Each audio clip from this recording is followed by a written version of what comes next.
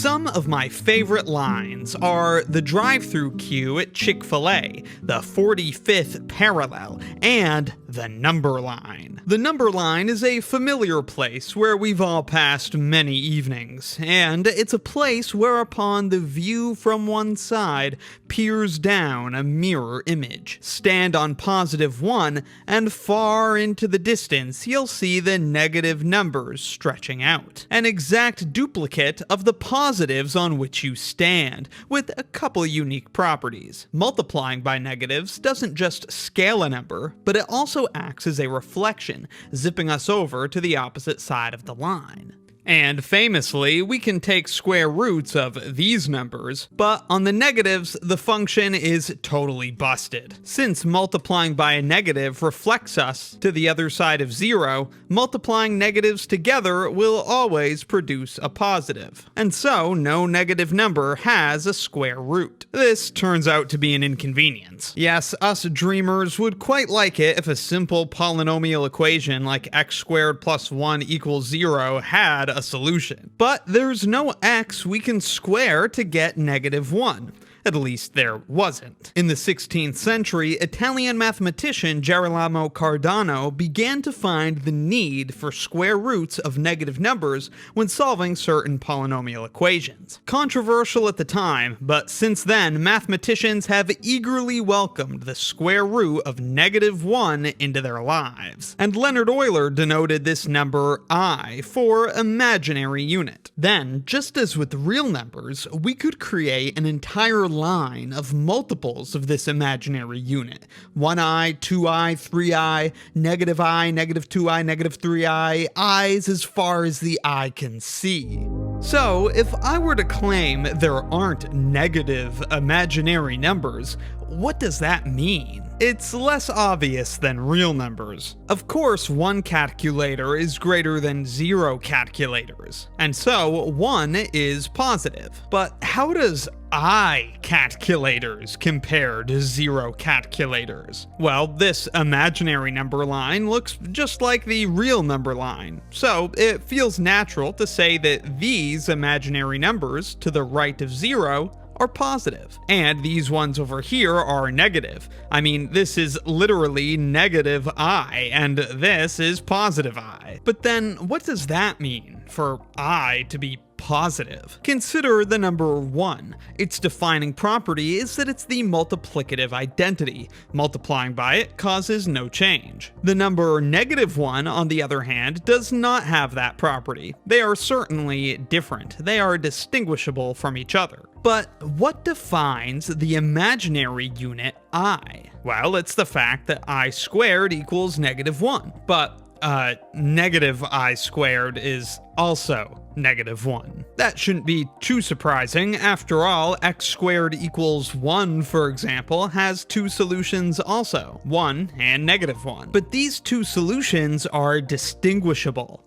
I and -I, on the other hand, are indistinguishable. They are opposites insofar as they add to 0, but which one is I and which one is -I is totally arbitrary. If we call this one I, then the other one is -I, because they're additive inverses. But we could just as well call this one I, which would make this one -I. You may think, what am I talking about? There are differences between these numbers. Multiplying by I is different from multiplying by -I. If you know the complex plane, which we'll introduce shortly, I is a 90-degree counterclockwise rotation, and -I is a 90-degree clockwise rotation. But these differences are merely a result of the arbitrary labeling. Before assigning the labels, there's no way to distinguish the imaginary roots of x squared equals -1, and thus calling these imaginary numbers positive and these ones negative isn't all that meaningful. But you still may be tempted to say, after the labeling, that, for example, -I is less than I, 4i is less than 10i, and so on, considering what feels like a natural ordering of the imaginary numbers. This really isn't a thing though, because there's little to be gained by considering the imaginary numbers all on their own. The simple act of multiplying two imaginary numbers together produces a real number. Multiplication on the imaginary number line immediately takes us off of the line, and so we say that the imaginary numbers aren't closed under multiplication. To get our full suite of algebra to work,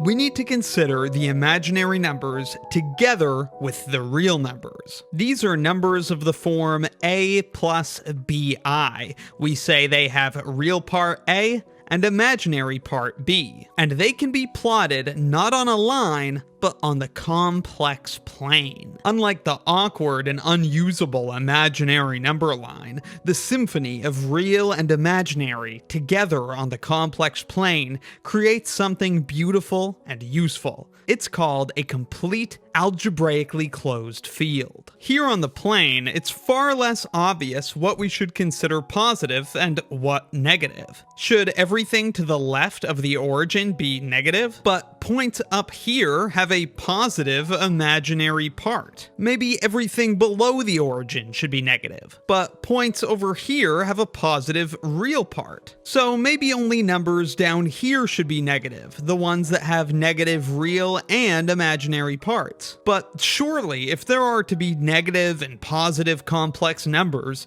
the negation of a positive should be a negative.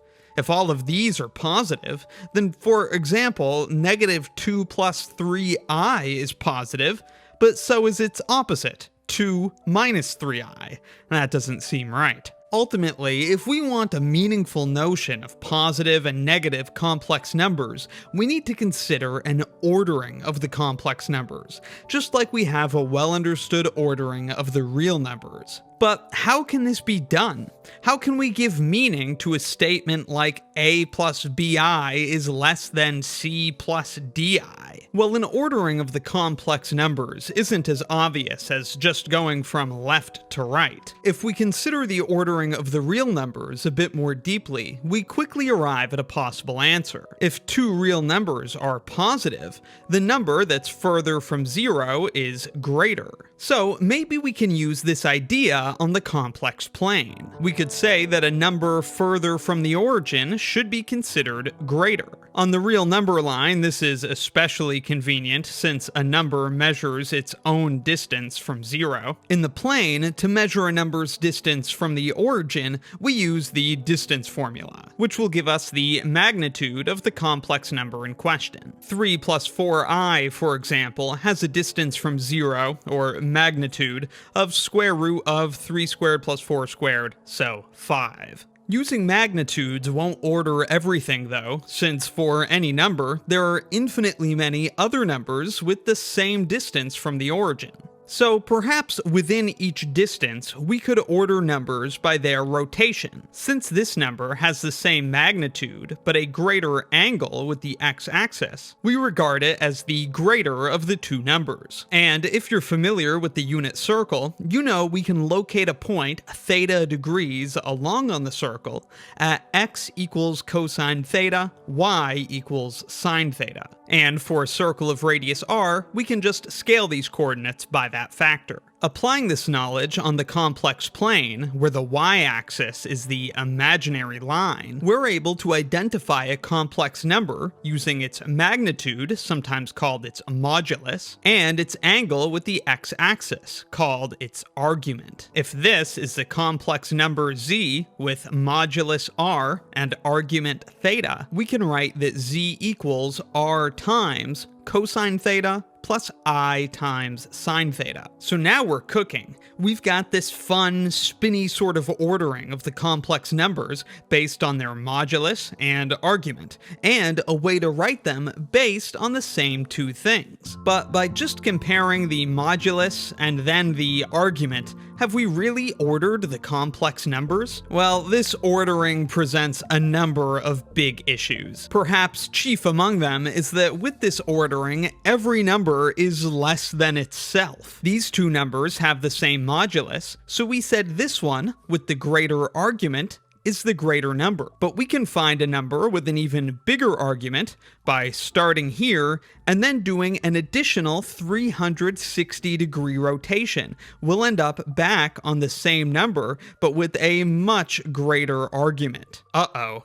We can fix this issue that each number has infinitely many representations by restricting the argument to be between 180 and negative 180 degrees, or typically we would use radians, so pi and negative pi. The only other issue is the number 0, which since it has no magnitude could be regarded as having any of these arguments. So to be precise, we would want to be explicit about the argument 0 should have. Let's just say it has an argument of 0. Then we have a unique way of writing all the complex numbers and a method of ordering them. To compare two complex numbers, we compare their magnitude or modulus, then compare their arguments or angle with the x-axis. And to avoid any potential confusion with the traditional less than relationship, let's call our working relation sh than. With the details worked out, we now have what's called a total order on the complex numbers,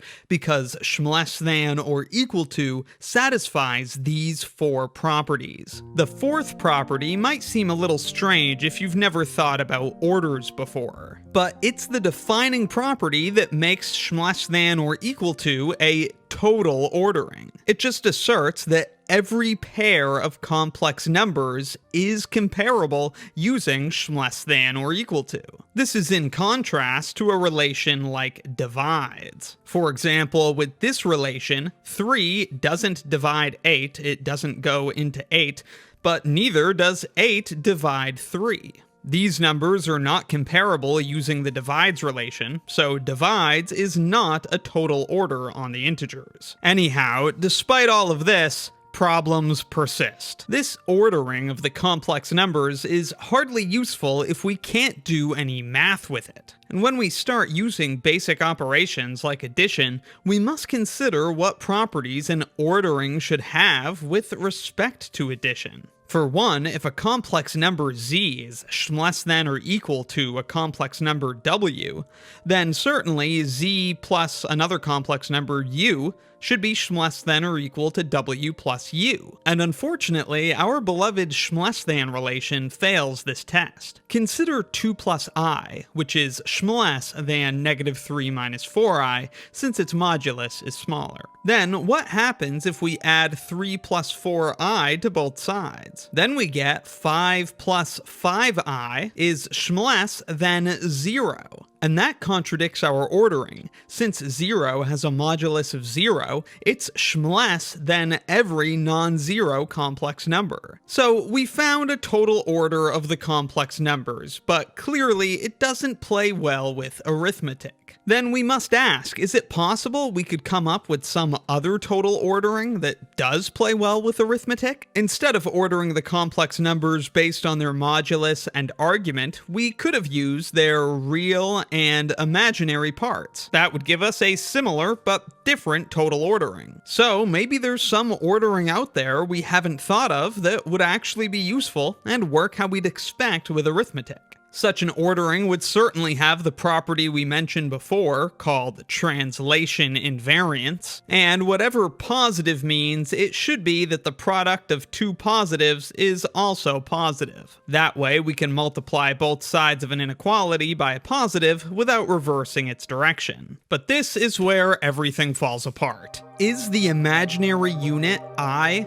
positive? Or is it negative? It's certainly not 0, so whatever ordering we could dream up, it must be that I is greater than 0, or I is less than 0. And if I is greater than 0, this property is certainly violated. That's because the product of I and I we know to be negative 1. But that means since I is greater than 0, multiplying both sides by I would give us negative 1 is greater than 0. That immediately seems like a contradiction, but remember we're considering an arbitrary total order of the complex numbers. So for whatever this order happens to be, maybe negative 1 is greater than 0. But if so, we can add 1 to both sides to find that 0 is greater than 1. Then multiplying both sides by I, we get 0 is greater than I, which is clearly a contradiction of this case. If, on the other hand, I is less than 0,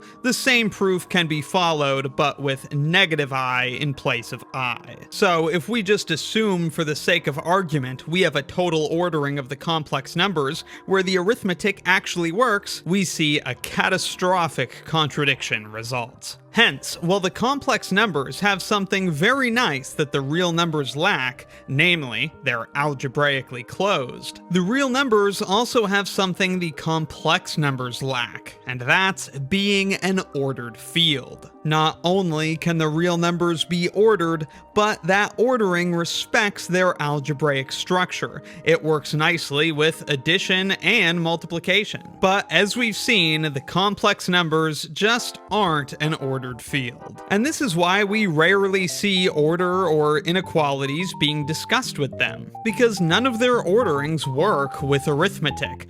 But we can order them, which means the complex numbers will now join my list of favorite lines. The Chick-fil-A drive-thru queue, the 45th parallel, the real numbers, and the complex numbers but put into lexicographic ordering based on modulus, then argument, and then with the infinitely many ordered circles unwound and stitched together into a line. Riverside Drive held me up when the first man I loved died, when I could only say I love you through sobs and say I'll miss you. Last time I wasn't talking shells out of the shotguns, someone with a much bigger